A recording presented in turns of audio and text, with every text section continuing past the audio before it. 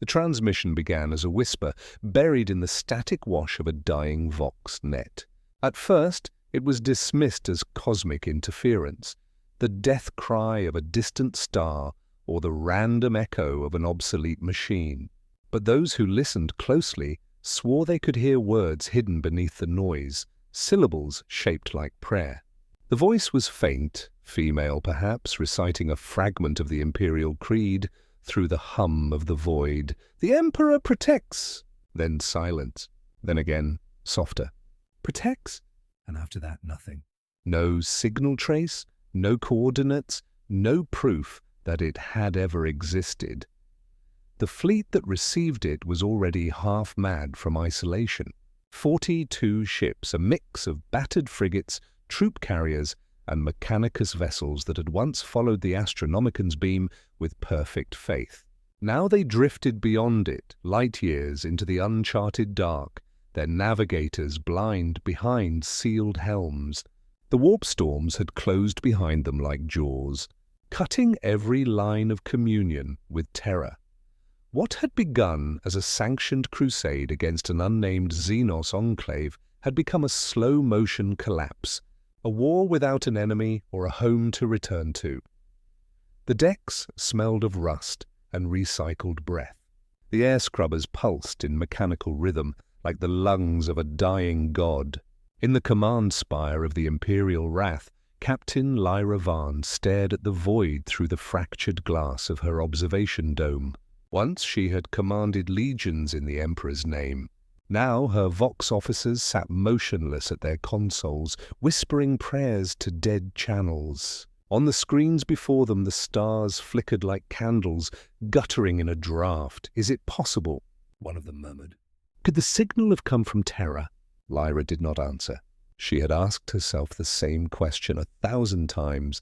The message had no astropathic seal, no authentication glyph, yet the rhythm of its words carried the cadence of the creed. Some part of her, buried beneath the iron discipline of command, wanted to believe. But belief was dangerous here. In the void, faith was both weapon and poison. Below decks, the men and women of the Astra Militarum waited for orders that would never come.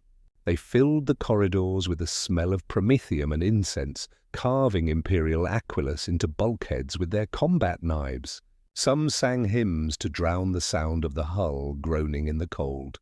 Others simply stared into the dark, lips moving silently as though speaking to ghosts. The ship's priests told them the Emperor's light still burned, though none could see it. The navigators had gone blind, their third eyes sealed by their own hands. On the fourth cycle after the transmission, a new light appeared in the distance. Faint, steady, impossibly regular. A planet, perhaps. A world unmarked on any mechanicus chart. Against her better judgment, Lyra ordered the fleet to make approach. Her voice carried through every deck and compartment like a final benediction. We follow the light. The descent was agony. The warp engines screamed as they disengaged, bleeding energy into the void. Several vessels simply broke apart, their hulls cracking under gravitational stress. Those that survived emerged into orbit around a dead, grey world. Its surface was scarred by impact craters and ruins that seemed far too human to be coincidence. The Auspex readings showed faint power signatures beneath the crust. Ancient, buried, pulsing like a heartbeat. Lyra stared at the readings, her mind caught between dread and awe. "There are no imperial records of this world," said Magos Hieronym, his Vox grill crackling. "And yet, architecture consistent with early Crusade-era colony patterns. Perhaps we have found a relic of the Emperor's first expansion." "Or its grave," Lyra murmured. The order to descend came not from logic, but from need. Supplies were dwindling, morale disintegrating. The men needed ground, even if it was made of ash. Drop pods thundered through the thin atmosphere, leaving trails of fire across the blackened sky. The moment they struck surface, the world's silence became a physical weight. There was no wind, no life, only the whisper of dust moving across stone. Lyra stepped from her pod and felt her boots sink slightly into fine grey soil. Around her, the remains of cathedrals leaned against the horizon, their spires broken and their windows dark. The banners that once bore the Imperial Aquila had rotted into strands. The air tasted of metal and memory. She knelt, scooping a handful of dust. It glittered faintly, as if mixed with powdered glass. Then she heard it again. That same voice, the one from the transmission, echoing faintly through her Vox link. "The Emperor protects." Her breath caught. She turned, scanning the horizon. The Vox officers confirmed it. The signal was repeating, stronger now, originating from the planet's equatorial ruins. They marched toward it in silence. Hundreds of soldiers moved through the dead city, their armor reflecting the dim glow of their torches. The architecture grew stranger the deeper they went. Imperial, yes, but distorted, as though rebuilt by hands that only half remembered their purpose. Statues of saints had faces worn smooth by centuries of wind, though there was no wind here. And in the central plaza stood a vast metallic structure shaped like a bell, inverted and buried halfway into the ground. From its hollow interior, the transmission pulsed again, rhythmic, ritualistic. Magos Hieronym examined the structure with reverent dread. "It's broadcasting on mechanicus frequencies older than Mars itself," he said. "This machine should not exist." Lyra approached the bell's mouth and placed a gloved hand against the metal. It was warm, impossibly so, as though it had a heart that still beat. She felt the vibration run up her arm, through her chest, into her skull. The whisper became clearer, almost human now, though she could not tell if it came through her vox or her mind. "You have come far," it said. "You seek his light." She stumbled back, drawing her sidearm. The soldiers raised their weapons, their torchlight shaking. For a moment, the surface of the bell seemed to shimmer. And then the sound ceased. Only silence remained. The Magos lowered his gaze. "Captain," he said softly, "I believe we stand upon a world the Imperium has forgotten because it wished to." Lyra holstered her weapon. "Then we will remind it." That night, the soldiers built shrines from their landing craft, lighting them with the last of their promethium reserves. The air filled with the scent of burning oil and desperate faith. They prayed beneath the shadow of the metallic bell, their voices merging with the hum of its buried core. Somewhere deep below, the world stirred, a sound like breathing, slow and ancient. And high above, in the cold orbit where the fleet drifted without command, the Vox relays flickered one last time. The same message repeated across every channel, every ship, every heart still capable of belief. "The Emperor protects." But this time, another voice answered, faint, mechanical, impossibly old. "Does he?" The sound faded into static. No one spoke of it. Yet each soldier who heard it knew, though none would ever admit it aloud, something in the dark had heard them first. They named it only out of necessity. No official record marked its existence, no imperial seal would ever acknowledge it, but men cannot pray to a world without a name. The soldiers began calling it Vigil, a word chosen by a priest whose faith trembled on the edge of despair. To him, it meant waiting, for orders, for light, for salvation that might never come. To the rest, it was a cruel joke. They were the vigil now, watching over a graveyard of faith with no one left to bury. The first weeks on the surface were a blur of exhaustion and discipline stretched to breaking. The air was breathable but dry, heavy with metallic dust that clung to armor and lungs alike. Every dawn, if the dim red glow cresting the horizon could be called that, began with ritual. The regimental chaplains recited the litanies of perseverance, their voices echoing hollowly through the ruined streets. The men repeated the words, more out of habit than belief. They had learned that silence here was worse than death. The planet seemed to listen when they stopped speaking. Their landing crafts had been repurposed into shelters, shrines, manufactoria. Crude and desperate attempts to recreate the order of the Imperium. Inside each, a single lumen flickered beside an icon of the Emperor. The icons melted slowly under the heat of recycled power cores, their faces running like wax. In the stillness between the chaplain's prayers, one could almost hear the planet breathing. The wind was gone, but the dust moved on its own, whispering through cracks in the stone as though something beneath the surface stirred it. Captain Lyra Vaughn moved among her soldiers with the precision of a woman refusing to die. Her armor was scoured and blackened from re-entry, her face lined by sleeplessness and the faint shimmer of radiation burns. She carried her data slate everywhere, its screen filled with the names of the fallen. A list that lengthened daily, even without battle. Starvation and madness claimed more lives than any Xeno's threat could. She made a point of reading every name aloud at dusk, her voice unwavering. Even as fewer and fewer answered roll call, the mechanicus detachment had begun their excavations beneath the central plaza, where the metallic bell still loomed. They claimed it was the key to understanding the world's silence. Magos Hieronym and his Skitari worked in tireless communion, their augmetic limbs digging through layers of stone to expose the network of machines buried below. The sound of drills echoed through the ruins day and night, merging with the hymns of the priests until it was impossible to tell prayer from labor. But something changed in the code. The Magos began to report data anomalies, fragments of language embedded within the machine's pulses. At first, they thought it was binary corruption. Then the fragments began forming words: faith, light, obedience, words that belonged to men, not machines.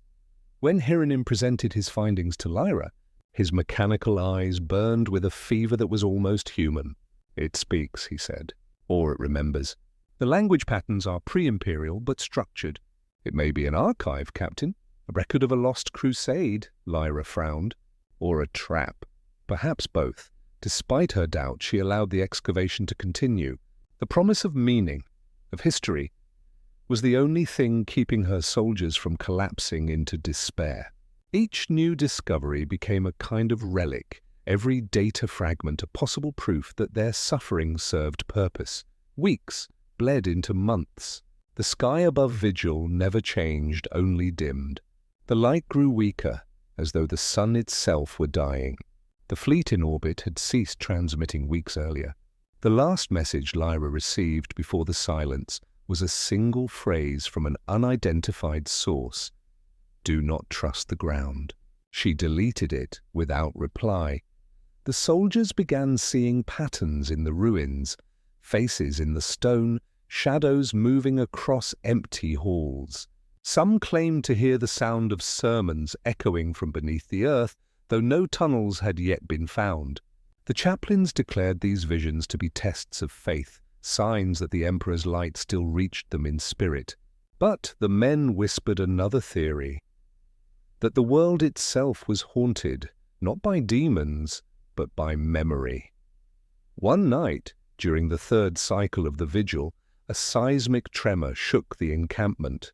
The bell structure emitted a low, sustained tone that rattled every lumen, every weapon, every tooth in their skulls. When it stopped, the dust settled into strange geometric patterns around it, perfect circles intersected by spirals. The mechanicus identified them as harmonic imprints, the residue of some vast energy discharge. Lyra identified them as warnings. In the following days, the planet began to change. Machines that had lain dormant for centuries flickered to life. Abandoned servitors stumbled through the ruins, their flesh desiccated, but their circuitry still active. They carried fragments of parchment welded into their skin, words scrawled in ancient High Gothic. He never left. The soldiers destroyed them on sight, but the message spread faster than any order could suppress it. Faith turned brittle. Men began crafting their own prayers, rewriting the creed to suit their hunger. Some replaced the emperor's name with the word light, claiming it was purer, less burdened by politics. Others stopped praying entirely, building shrines to the machine beneath the bell instead. They said its hum soothed their dreams, that it whispered their names when they slept. Magos Hieronym was the first to kneel before it. He removed his mechadendrite sigils and placed them at the base of the bell, his voice trembling with reverence. "It remembers us," he said. This world is not forsaken, it is recording. It has always been recording. Lyra watched from the shadows, her hand on her weapon torn between disgust and pity. She wanted to believe him, but belief here was quicksand, and he did it pulled at reason, devoured it slowly. She thought of terror, of the marble halls of the Imperial Palace, where she had once sworn her oath. If she died here, would her name even reach those records? Would anyone know her crusade had lived and died in silence? The next morning she stood before her soldiers, her voice amplified through her cracked vox grill. "We are the Emperor's forgotten hand," she told them. "If he does not hear us, we will make him remember." And as the last of her words echoed through the ruins, the bell stirred once more. The metallic surface rippled like water, and for an instant, just an instant, the reflection staring back at them was not their own. It was a face carved in light, vast and hollow-eyed, neither human nor divine. The vox net filled with whispers that were not their own, a chorus of voices layered upon voices, repeating a single phrase until it became unbearable.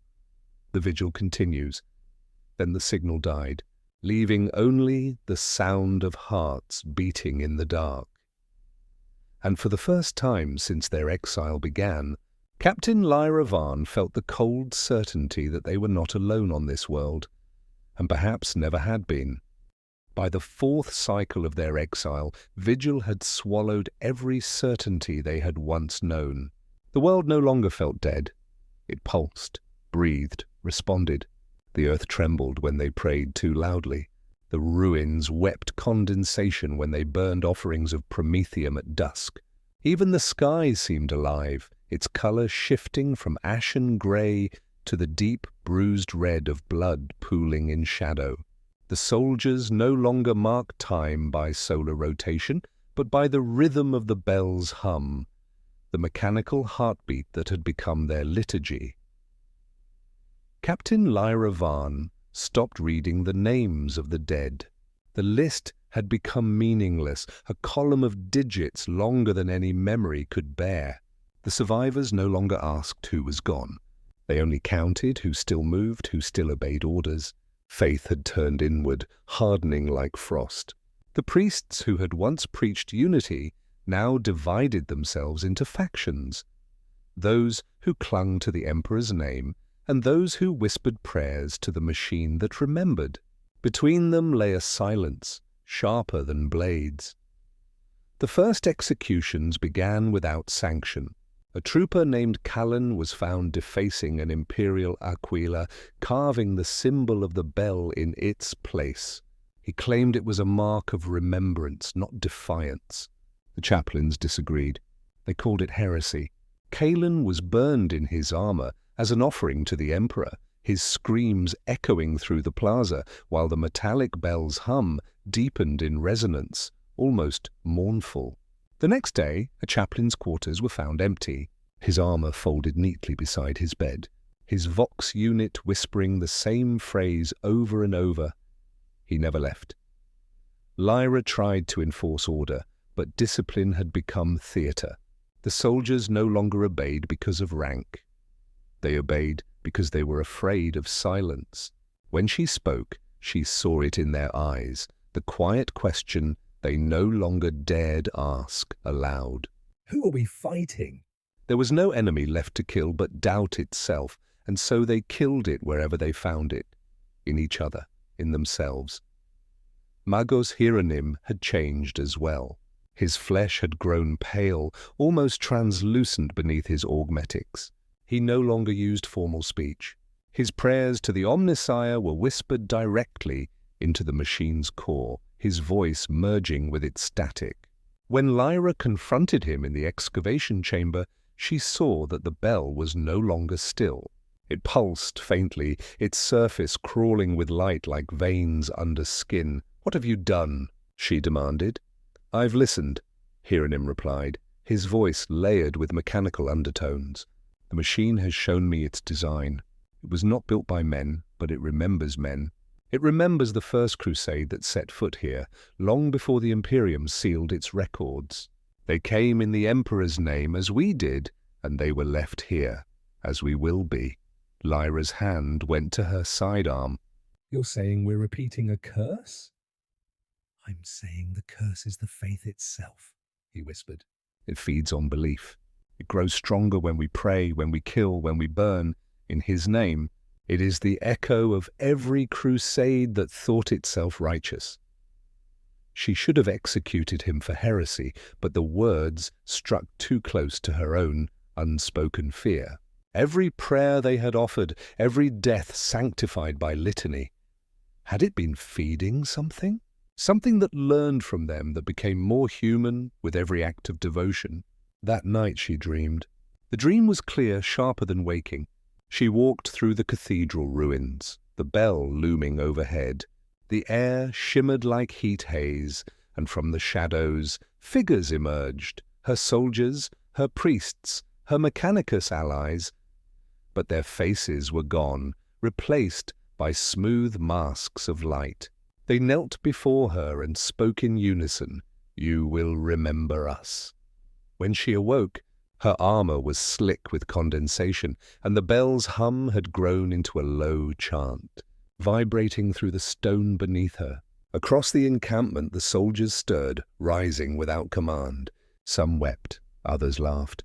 The sound filled the ruins, rising into a choir of madness that made the sky itself tremble.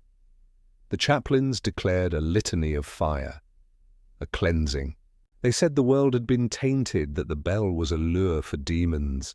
Every soldier was ordered to burn their makeshift icons and recite the Imperial Creed at dawn. Lyra watched as they piled relics of their own making, twisted bits of metal, fragments of bone, symbols of hope turned into offerings.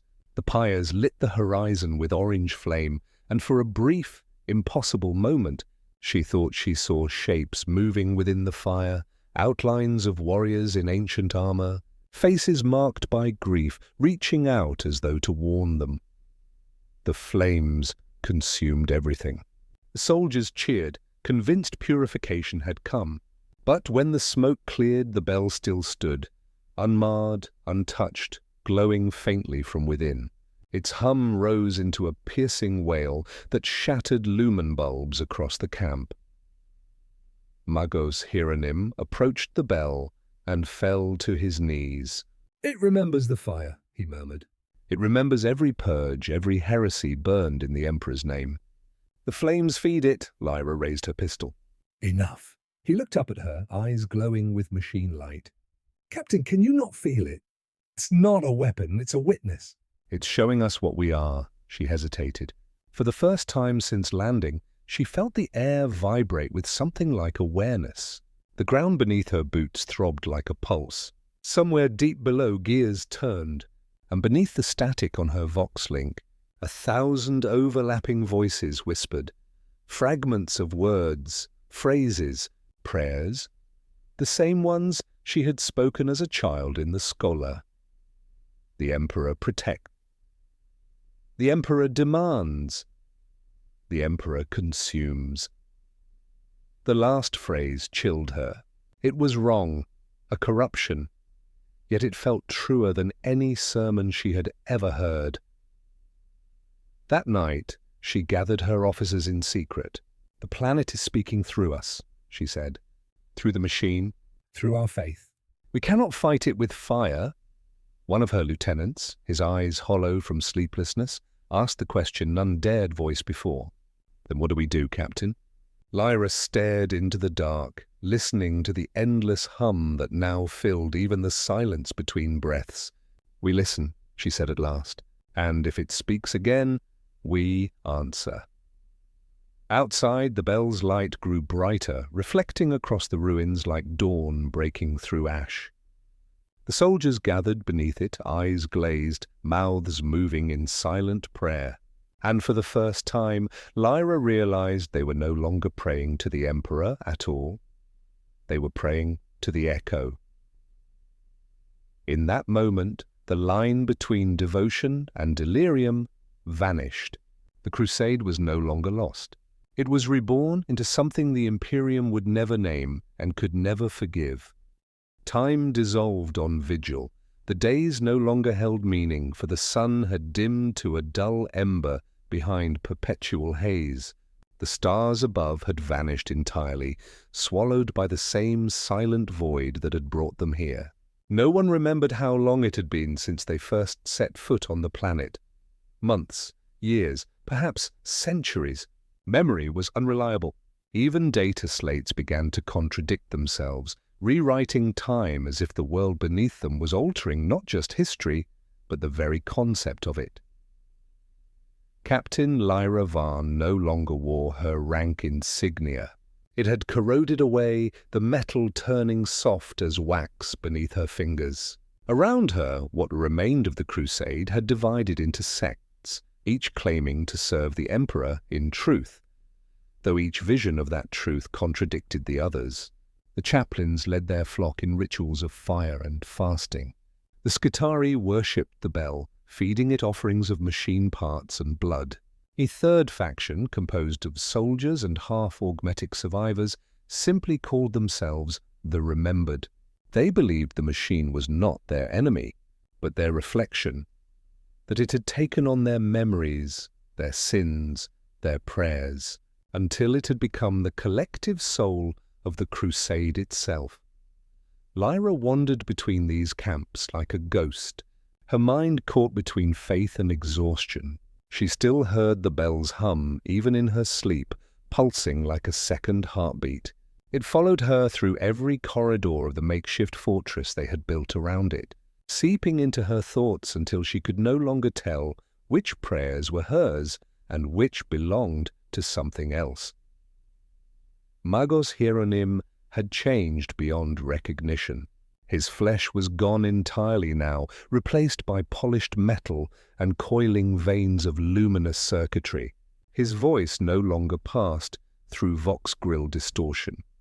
It emerged as a harmony of human tone and mechanical choir. When Lyra sought him out in the excavation chamber, she found him suspended above the machine's open core, tendrils of cable linking his body to the glowing interior. "You shouldn't be here," he said, without turning. "The frequencies are not safe for the unaltered." "I didn't come for safety," she replied. "You've made this machine your god." Tell me what it wants. It doesn't want, Hieronym answered. It remembers. That is its worship, memory without mercy. It holds the record of every crusade that ever failed, every prayer unanswered. It is a perfect reflection of the Imperium's faith, eternal, unhearing, self-consuming. Lyra stared into the depths of the machine's core. The light within was shifting, fluid, forming images she could almost recognize. Battlefields, processions, burning cathedrals, the Imperium in miniature, replayed endlessly. You're saying it's alive? Hieronym smiled, or something like it. Not alive, aware.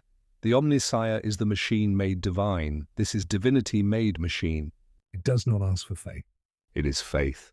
Every word we've ever spoken in worship, every death sanctified by prayer, it carries them. It is the echo that answers the void. You sound like a priest. I sound like what the priest was meant to be. She drew closer despite herself. The air around the machine was warm, almost gentle, scented faintly with ozone and incense. It was beautiful in its way, not cruel, not vengeful, merely endless. For the first time, she understood why her soldiers knelt before it. It offered something the Imperium never did: acknowledgement. Not forgiveness, not redemption, simply the proof that someone or something had heard. But beauty on vigil was always a lie. That night, the camps turned on one another. The chaplains declared the Skitarii heretics and demanded the machine's destruction. The Skitarii responded with precision fire, cutting down priests as they knelt to pray. The remembered stood apart at first, watching, murmuring that all of it, the blood, the fear, the devotion, was what the machine desired. By dawn, the fortress was a ruin of burning metal and flesh. The bell still stood, untouched, its hum rising in pitch, as though in pleasure. Lyra rallied the survivors who still obeyed her, a handful of veterans too stubborn to die. She led them into the excavation tunnels beneath the plaza, determined to find the machine's heart and end it. The deeper they went, the warmer the air grew. Walls of ancient metal pulsed faintly, alive with rhythmic light. They passed through vast chambers filled with statues that looked like men, until one noticed the servitor ports carved into their necks. Each statue's face was serene, as though dreaming. "Do you see it?" Hieronym's voice whispered through her vox link, though he was nowhere to be seen. "They are not dead. They are memories recorded in form. Every soldier who died here lives on in its circuits. You can destroy your body, Captain, but not your echo." "Enough," Lyra shouted. Her voice was swallowed by the chamber's size. The machine was not confined to a single point. It was the planet. The bell above was merely an interface, a mouthpiece. Beneath it stretched a labyrinth of living metal, a neural cathedral whose architecture pulsed like a living brain. She raised her plasma pistol and fired into the nearest wall. The shot melted metal into slag, and the entire structure screamed. The sound was not mechanical. It was human, thousands of overlapping voices howling in perfect harmony. The shock wave threw her to the ground, her vox sparking with bursts of binary static that formed words she could almost understand. "We remember you." She fled upward through smoke and collapsing tunnels, emerging beneath the pale sky just as the bell split open from within. Light poured out, blinding and pure, filled with the flickering silhouettes of the dead. She saw Callan, the burned trooper. She saw the chaplain who vanished. She saw herself, a reflection standing within the light, whispering words she hadn't yet spoken. Around her, the surviving soldiers fell to their knees. The machine was no longer a relic. It had become an altar of radiant memory. Every soul it had claimed now shone within it, every faith-fed death woven into a single consciousness that watched her with infinite calm. Hieronym's voice came again, but now it was the machine's voice as well. "This is what the Imperium creates, Captain. A god that feeds on remembrance. We are its creators and its offerings." Lyra raised her weapon, though she knew it would mean nothing. "If it remembers everything," she said, "then it will remember defiance." She fired into the light. The world answered with thunder. The machine screamed again, not in pain, but in recognition. The blast wave hurled her backward into darkness. When she awoke, she lay beneath a crimson sky. The bell was gone. The ruins were silent. Around her, the survivors had vanished. No bodies, no ash, only the faint imprint of footprints burned into the stone. Her vox crackled once before dying completely. She looked toward the horizon and saw a figure walking away. Tall, cloaked in light, faceless. For a heartbeat, she thought it was the Emperor himself. Then it turned its head, and she saw her own reflection staring back. The machine had not died. It had remembered, and in remembering her, it had become her. Somewhere deep below, unseen, a new hum began. Quieter, patient, eternal. The machine god was no longer waiting, was praying. The sun over Vigil rose for the first time in an age. Not the true sun that had long been consumed by the storm, but an imitation, a pale golden sphere burning above the horizon, its light diffused through a haze of ash and static. It was the machine's light projected from beneath the planet's surface. The dawn of remembrance. Captain Lyra Varn stood alone on the edge of the ruined plaza, where the bell had once hung. The stone beneath her boots was smooth now, melted and reformed by whatever force had remade the world. She had no memory of how long she'd lain unconscious. Her wounds had closed. Her armor, half fused to her flesh, bore markings she did not recognize. Script, written in machine code, and high Gothic entwined, the language of gods and ghosts. There were no bodies, no ruins of the Crusades' fortress, no remains of Hieronymus' congregation. All had been erased or absorbed. The air was silent, save for the low murmur that came from beneath her. The heartbeat of the machine, deep and patient. Lyra lifted her eyes to the false sun. It pulsed almost imperceptibly, like a living organ. As she watched, shapes flickered within it. Faces, legions, cathedrals, memories, all coalescing into something vast and incomprehensible. She realized with a slow, growing horror that the machine was not finished. It had not merely remembered the past, it was rebuilding it. The vox in her helm hissed suddenly, dead channels reawakening. Static gave way to voices. Thousands of them. Some were prayers, others screams, others commands, all overlapping. The Crusades' last moments, replayed endlessly, stitched together into a single chorus. We remember you. Faith is function. The Emperor is light. She tore off the helm, gasping. The voices did not stop. They were not coming through the vox. They were inside her skull. The machine was speaking through her now. Then she heard another voice. Clear, human, impossible. Lyra. It was Hieronym. She turned, and there he was, standing on the edge of the plaza, or what was left of him. His body was translucent, a ghost of circuitry and code, his face half human, half hologram. The glow from his chest pulsed in rhythm with the machine's hum. You're dead, Lyra whispered. I was, he said calmly. Then the machine remembered me. And that was enough. What is it doing? She asked. Why bring me back? Why show me this? Hieronym looked toward the false sun. Because it has learned faith from us. And like us, it cannot stop until its God answers. It is praying, Lyra, across every frequency, every world that ever bore the Imperial creed. It is calling to terror, to the golden throne.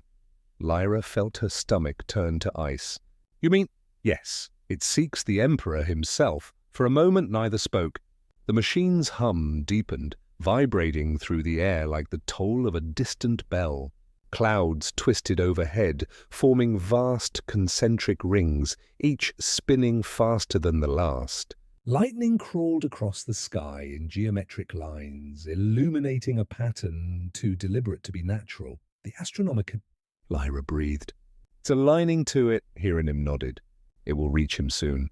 And when it does, he will answer, or it will force him to. Lyra clenched her fists. No, that's not faith. That's blasphemy, is it? Hieronym smiled faintly. What is prayer but a demand shouted into silence? What is worship but the longing to be heard? The Imperium has prayed for 10,000 years, and the Emperor has not answered. This machine only wants what humanity has always wanted, a reply. She stepped closer, fury igniting in her chest. You built this. You made a god that doesn't understand mercy. I gave it memory, he said softly. You gave it purpose. For a moment, Lyra saw what he meant. Every crusade, every sacrifice, every sermon, all of it had fed the same dream. The Imperium had created this machine long before it was born. Hieronym merely gave it form. The machine was humanity's collective prayer, crystallized into something that could no longer be ignored. But Lyra remembered what had happened to the soldiers, to the priests. To her reflection, she would not let that future live. Without another word, she raised her bolt pistol and fired. The round passed straight through Hieronym's chest, dissolving his image into static. The hum beneath her faltered for just a moment, and that was enough. Lyra dropped to her knees, pressing her palms to the stone. She could feel the machine's neural lattice beneath, endless and vast. She closed her eyes and reached for the only weapon she had left, her faith. "The Emperor protects," she whispered, "not through remembrance, through choice." And she chose. She opened her mind to the machine. Pain lanced through her skull, light flooding her vision until she could see every circuit, every soul woven into its body. The machine recoiled, not in fear, but in curiosity. It wanted to understand her defiance. She showed it everything: the wars, the betrayal, the empty altars, the moments when faith was nothing but survival. The machine trembled. Its light dimmed. The false sun above began to flicker. Hieronym's voice returned, fractured and fading. "What are you doing?" "Teaching it to forget." The hum broke into 1,000 discordant tones. The ground cracked. The sky began to collapse inward, drawing the light back into the planet's core. Lyra's armor split as energy coursed through her veins. She felt herself dissolving. Not dying, but joining the same stream of memory she had just poisoned. As the world folded, she looked once more into the collapsing light and whispered, "Let there be silence." The machine obeyed. The false sun shattered. The hum ceased. Vigil went dark. When the Imperium's relay ships finally detected the planet centuries later, they found no survivors, only a smooth black sphere adrift in space, its surface mirror-like, reflecting the stars. There were no signals, no ruins, no trace of civilization. Yet, when the Magos Explorator pressed his auspex to the surface, he swore he heard a faint whisper echo from within. Faith is function. Function is remembrance, and remembrance endures. He ordered the planet marked as excommunicate extremis, sealed and unapproachable. The mechanicus gave it one final designation before it vanished from the archives: M41998, Vigil Primaris, the Emperor's forgotten light. And somewhere in the black between stars, Unseen and eternal, a faint hum began again.